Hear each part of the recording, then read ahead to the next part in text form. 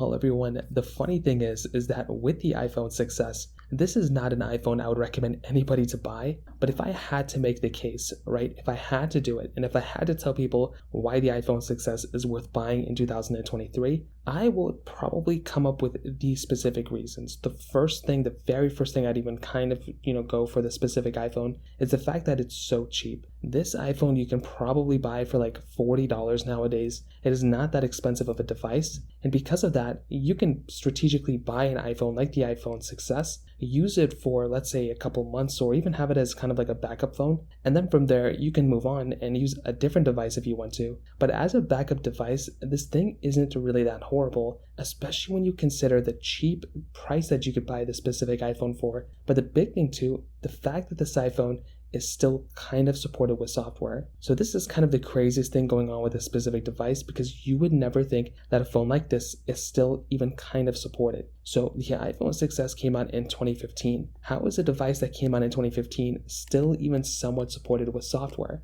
It's honestly pretty insane. And whenever I think about that, that's honestly pretty crazy. I mean, this phone is almost 8 years old, and it's still getting iOS 15 updates. Now, iOS 15 is kind of like 2 versions of software behind right now, but I think the big thing to keep in mind here is that with this type of device, even though it's like, 2 versions of software behind, it's still kind of decent. iOS 17 wasn't that massive of an update, and when you consider something like that, I think that kind of makes sense of what this device was kind of going for. Again, this wasn't like the biggest size update of all time, but neither was iOS 17, and iOS 16 was a decent update. So when you think about that, I think the iPhone 6s still holds up kind of decent on iOS 15, even compared to like some iOS 17 devices like an iPhone XR. Definitely not the biggest deal in the world, not a selling point, but just something to keep in mind. I also think that because this thing can still play certain games and still download a lot of applications, I think this thing still has some legs to stand on from that perspective too. So it's not like you have to go ahead and, sideload applications in order to download them, or you have to download them through your Mac or anything like that. Like, you can still get updates and still download a lot of applications that are still available on the App Store. Unlike some phones like on iOS 12, which you can't really do that, you are able to do that on something like an iPhone 6s, which is still pretty cool.